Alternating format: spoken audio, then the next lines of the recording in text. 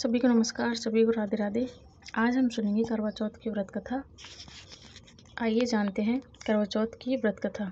करवा चौथ का महत्व सुहागिन महिलाओं के लिए विशेष महत्व रखता है। पति की दीर्घ और लंबी आयु के लिए इस व्रत को रखा जाता है। इससे दाम्पत्य जीवन में खुशहाली आती है। इस पावन अवसर पर व्रत की कथा सुनने से पहले हम अपने सभी मन वचन कर्म को शुद्ध करते हुए भगवान और करवा माता से प्रार्थना करते हैं कि हम सभी के जीवन में खुशियाँ और आपसी प्रेम का संचार रहे। आइए श्रोताओं, इस पवित्र भावना के साथ करवा चौथ की कथा का श्रवण करते हैं और करवा माता आशीर्वाद प्राप्त करें कि करवा चौथ व्रत की कथा के अनुसार एक समय की बात है कि साहूकार के 7 पुत्र और एक पुत्री थी। पुत्री अपने भाइयों की इकलौती बहन थी। इस कारण सभी भाई उससे बहुत अधिक प्रेम करते थे। एक बार कार्तिक मास के कृष्ण पक्ष की चतुर्थी तिथि को साहूकार की पत्नी समेत उसकी 7 बहू और पुत्री ने करवा चौथ का व्रत किया। रात्रि के समय जब साहूकार ने सभी पुत्र और भोजन करने बैठे तो उन्होंने अपनी बहन से भोजन का आग्रह किया। तब बहन ने कहा कि भैया आज करवा चौथ का व्रत है, उसने भी रखा है, तो चंद्रमा के दर्शन के बाद ही वह कुछ खा सकती है। चंद्रमा के निकलने पर उसे अर्घ देकर ही वह अन्न और जल ग्रहण कर सकती है। साहूकार के बेटे अपनी बहन से बहुत अधिक प्रेम करते थे, तो उन्होंने अपनी बहन का भूख से व्याकुल चेहरा देखकर बहुत दुख हुआ और अपनी बहन का यह हाल देखकर उन्होंने ऐसा विचार किया कि यदि चंद्रमा जल्दी ही निकल आए तो उनकी बहन व्रत का पारण कर सकती है। इस वजह से साहूकार के बेटे नगर के बाहर गए और वहाँ एक पेड़ के ऊपर उन्होंने एक बड़ा सा दीपक जलाकर रख दिया। घर वापस आकर अपनी बहन से कहा, देखो बहन, चंद्रमा निकल आया है, अब तुम अर्घ देकर भोजन ग्रहण कर सकती हो। साहूकार की बेटी अपनी भाभियों के साथ चंद्रमा के दर्शन करने के बाद व्रत खोलने के लिए कहा, लेकिन उसने भाभियों से इस बात से मना कर दिया और कहा कि अभी चांद नहीं निकला है। बल्कि उसके भाइयों ने प्रेमवश और बहन को भूख से व्याकुल देखकर ही नकली चांद दिखा दिया है। लेकिन बहन ने भाभियों की बात को अनसुना कर दिया और बहन ने बहुत ही खुशी से चंद्रमा को देखा और उसे अर्घ दे दिया। करवा अर्घ देकर भोजन करने लगी। तभी खाने के पहले टुकड़े को खाते ही उसकी छींक आ गई, दूसरे टुकड़े में बाल आ गया और तीसरा टुकड़ा जैसे ही उसने मुंह में रखा तो उसके पति की मृत्यु की खबर उसके ससुराल से प्राप्त हुई और वह सुनकर शोक में डूब गई।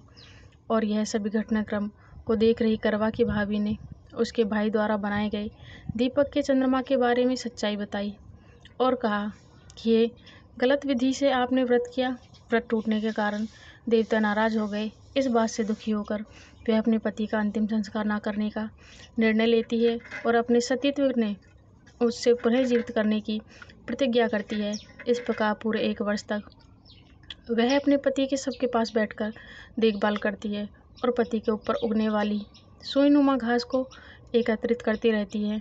1 वर्ष बाद करवा चौथ आने पर फिर उसने व्रत रखा और शाम को करवा चौथ की पूजा करने वाली सुहागिन महिलाओं से अनुरोध किया कि यम सुई ले लो, पिए सुई दे दो, यम सुई ले लो, पिए सुई दे दो, अपनी तरह सुहागन बना दो। उसकी यह बात सुहागन नहीं मानती, लेकिन हर बार भाभी उससे अगली भाभी से आग्रह कर कर चली जाती। इस तरह एक के बाद एक छठे नंबर की भाभी आई तो करवा उस भाभी से कहने लगी और यही बात दोहराती रही।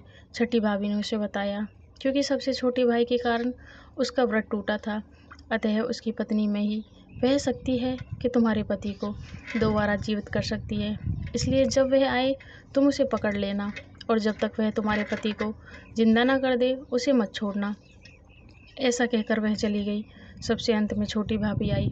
करवा उससे बोला सुहागन बनने का आग्रह किया, लेकिन वह उधर उधर की बात करने लगी। इसे देखकर करवा ने उन्हें जोर से पकड़ लिया और अपनी सुहाग को पुनर्जीवित करने के लिए कहा। तब छोटी भाभी ने करवा से पीछा छुड़ाने की बहुत कोशिश की, लेकिन करवा नहीं मानी। अतः अंत में उसकी तपस्या को देखकर भाभी का मन पसीज गया और उसने अपनी छोटी उंगली को चीरकर उसमें से अमृत उसके पति के मुंह में डाल दिया और करवा का पति तुरंत भगवान श्री गणेश की जय जयकार करता हुआ जीवित हो उठा। इस प्रकार भगवान की कृपा से और उसकी छोटी भाभी के माध्यम से करवा को अपना सुहाग वापस मिल गया। उसी समय से हर सुहागन महिलाएं करवा चौथ का व्रत पूरे नियम के साथ करती हैं। करवा चौथ की एक कथा और पौराणिक के अनुसार देवी करवा अपने पति के साथ तुंगभद्रा नदी पर रहती थी। एक दिन करवा के पति ने स्नान करने एक मगरमच्छ ने उनका पैर पकड़ लिया, नदी में खींचने लगा। मृत्यु करीब देखकर करवा के पति करवा को पुकारने लगे। करवा दौड़कर नदी के पास पहुंची और पति को मृत्यु के मुंह में ले जाते हुए मगरमच्छ को देखा। तब करवा ने तुरंत एक कच्चा धागा लेकर मगरमच्छ को एक पेड़ से बांध दिया। करवा के सतीत्व के कारण वह मगरमच्छ कच्चे धागे में ऐसा बंधा कि टस से मस ना हो सका। इस प्रकार करवा ने पति और मगरमच्छ दोनों ही प्राण संकट में फंस गए। तब करवा ने सच्चे मन से यमराज जी को पुकारा और अपने पति को जीवन दान देने के लिए कहा और मगरमच्छ को मृत्युदंड देने के लिए कहा। यमराज जी ने कहा, मैं ऐसा नहीं कर सकता क्योंकि अभी मगरमच्छ की आयु शेष है और तुम्हारे पति की आयु पूर्ण हो चुकी है। तब क्रोधित होकर करवा ने यमराज जी से कहा कि अगर आपने ऐसा नहीं किया तो मैं आपको भी अभी श्राप दे दूंगी। सती के श्राप से भयभीत होकर यमराज जी ने तुरंत मगरमच्छ को यमलोक भेज दिया और करवा के पति को जीवन दान दे दिया। इसलिए करवा चौथ के व्रत में सुहागिन स्त्रियां करवा माता से प्रार्थना करती हैं कि हे करवा माता, जैसे आपने अपने उसके पति को मृत्यु के मुंह से वापस निकाल लिया, वैसे ही मेरी सुहाग की भी रक्षा करना। करवा माता की तरह देवी सावित्री ने भी कच्चे धागे से अपने पति को वट वृक्ष के नीचे लपेट कर रखा था। कच्चे धागे में लिपटा हुआ प्रेम और विश्वास ऐसा था कि यमराज सावित्री के पति के प्राण अपने साथ लेकर नहीं जा सके। सावित्री के पति के प्राण को यमराज जी को लौटाना ही पड़ा और सावित्री को वरदान देना पड़ा कि उनका सुहाग हमेशा बना रहेगा और वे दोनों लंबे समय तक साथ रहेंगे। करवा चौथ के व्रत में इन कथाओं के बाद यदि अंत में चौथ माता की कथा पढ़ी या सुनी जाती है तो पूजा का पुण्य दोगुना हो जाता है। अब आपको सुनाते हैं चौथ माता की कथा। सबसे अंत में आप सुनेंगे। कथा के अनुसार एक बार सेठ सेठानी थे, उनके एक बेटा बहू भी थे। बहू सबको भोजन कराकर फिर स्वयं भोजन करा करती। उनके एक पड़ोसन ऐसी भी थी जो रोज़ बहू से पूछती कि बहू आज क्या बनाया, क्या खाया। बहू कहती ठंडो बासी। एक दिन उसके पति ने ऐसा सुनकर विचार किया कि आज तो पकवान बनाई जाए, फिर देखें मेरी पत्नी क्या कहती है। उसने तरह तरह के पकवान बनवाए और घर के सभी लोगों ने एक साथ बैठकर भोजन किया। आज भी पड़ोसन ने पूछा कि बहू ने वही जवाब दिया, ठंडो बासी।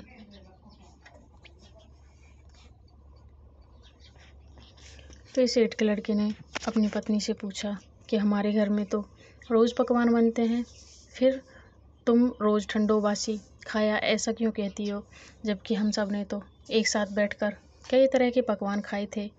तब उसकी पत्नी बोली कि हम जो खा रहे हैं वह हमारे बाप दादाओं की कमाई है। जिस दिन आप कमा कर लाओगे उस दिन मैं समझूंगी कि हम ताज़ा भोजन कर रहे हैं। सेठ के लड़के ने इस बात पर खूब विचार किया। फिर एक दिन अपनी माँ से बोला, माँ मैं बड़े शहर में पैसे कमाने जा रहा हूँ। माँ बोली, बेटा हमारे पास तो माँ बोली कि बेटा हमारे पास तो इतना धन है, तो फिर आप क्यों जा रहे हो। माँ के मना करने पर भी बेटे ने खुद कमाने का निश्चय कर लिया और जाते समय अपनी पत्नी से बोला, मैं जब कमा कर बहुत सारा धन लेकर वापस ना लौट आऊँ, तुम जब तक चूल्हे की आग ना बुझने देना।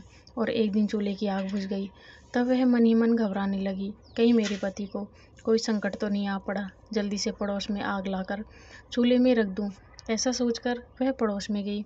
वहाँ पड़ोसन चौथ माता का व्रत पूजन कर रही थी। पड़ोसन ने कहा, बहन थोड़ी देर में आकर ले जाना। बहू ने पड़ोसन से पूछा, क्या आप यह व्रत क्यों करती हो, इसके क्या फल मिलता है। पड़ोसन बोली, चौथ माता के इस व्रत को करने से अन्न लक्ष्मी मिले और अपनी मनोकामनाओं की पूर्ति होती है। अब बहू भी चौथ माता का व्रत करने लग गई। दीवार पर चौथ माता बनाई और उस दिन घी गुड़ और चूरमा बनाकर रात को चंद्रमा को अर्घ देकर भोजन करती। ऐसा करते करते उसे बहुत दिन बीत गए। उधर चौथ माता ने बहू के पति को सपने में दर्शन दिए कि साहूकार के बेटे, तू जाग रहा है कि सो रहा है, तेरी पत्नी तुझे बहुत याद कर रही है, जा घर जा, उसकी चिंता मिटा और तू दुकान खोलकर कंकु केसर का पगलिया बनाकर बैठ जाना। आज तेरा सारा हिसाब किताब चुकता हो जाएगा। अब तो चौथ माता ने जैसा कहा था वैसा ही हुआ उसने घर जाने की तैयारी की और गाड़ी भरकर धन दौलत लेकर चल पड़ा। रास्ते में एक बड़ा सा काला नाग फन फैलाए बैठ गया और बोला, आज तो मैं तुझे डस लूँगा, छोड़ूंगा नहीं, तेरी उम्र पूरी हो गई है। सेठ का लड़का बोला, आज चौथ माता ने मुझे सपना दिया है तो मैं अपनी पत्नी से मिलने जा रहा हूँ। वह मेरी पत्नी मेरा इंतज़ार कर रही होगी, बहुत चिंता कर रही होगी। मैं उससे मिलकर ज़रूर वापस आऊँगा, तुम मुझे डस लेना। नाग बोला, तुम अगर शपथ लेकर जाओ तो मैं तुम्हें जाने दूंगा, अगर तुम लौट कर नहीं आए तो मैं तुम्हारे घर पर आकर ही तुम्हें डस लूँगा। इस प्रकार साहूकार का वह बेटा सांप को वचन देकर अपने घर पहुंच गया। वहां सभी से हंसी खुशी से मिला, भोजन करके फिर एक कोने में उदास होकर बैठ गया। उसकी पत्नी ने उदासी का कारण पूछा तो पति ने कहा, काले नाग वाली बात बताते हुए कहा कि अगर मैं उसके पास नहीं जाऊंगा तो वह घर आकर ही मुझे डस लेगा। पत्नी बहुत चतुर थी, बोली, आप घबराओ नहीं, लेट जाओ, मैं एक उपाय करती हूँ। पत्नी ने कमरे में एक साथ पैड़ी धोई। पहली पैड़ी पर रेत, दूसरी पैड़ी पर इत्र, तीसरी पर गुलाल फूल, चौथी पर कंकु केसर, पांचवी पर लड्डू पेड़ा और छठी पर गादी गलीचा और सातवीं पैड़ी पर दूध से भरकर कटोरा रख दिया। इस प्रकार वह सातों ही पैड़ी पर सजाकर बैठ गई। आधी रात होते ही वह नाग आकर पैड़ी चढ़ने लगा। पहली पैड़ी पर रेत पर लौट गया, कहने लगा, सेठ की बहू ने आराम तो बहुत दिया, लेकिन क्या करूं, वचन के अनुसार यहाँ आया हूँ तो उसे डसना जरूर पड़ेगा। इस प्रकार 7 पीढ़ियों पर वह नाग आराम करता हुआ और कहता कि डस कर जाऊंगा। इस प्रकार वह 7 पीढ़ियों पर आते आते विचार करने लगा, मैं इसे नहीं बचा पाऊंगी, पूजन फिर कौन मानेगा। अब तो गणेश जी, चंद्रमा जी और चौथ माता ने साहूकार के बेटे को बचाने का विचार किया। चंद्रमा जी ने उजाला कर दिया, चौथ माता ढाल बन गई और गणेश जी ने तलवार लेकर नाग को मार दिया और ढक दिया। बहू भी थकी हारी सो गई। उस दिन हुआ तो लोग बेटे से मिलने आए, परंतु बेटा तो उठे नहीं और बहुत देर हो गई तो माँ उन्हें उठाने गई। माँ ने 7 पैड़ियों पर कुछ देखा तो बहुत घबरा गई और जोर से बेटे बहू को आवाज़ लगाई। बेटा बहू उठे तो देखा कि एक ढाल तलवार वहाँ पड़ी है। वह ढाल उठाई तो वहीं काला नाग मरा पड़ा हुआ था। बेटा बहू ने सोचा कि आज तो धर्म कर्म ही आड़े आए हैं, जब भगवान श्री गणेश और चौथ माता ने हमारी रक्षा की है। हे चौथ माता, आपने जैसे सेठ के बेटे बहू की रक्षा की, वैसे ही सबकी रक्षा करना। प्रेम से बोलिए, चौथ माता की जय।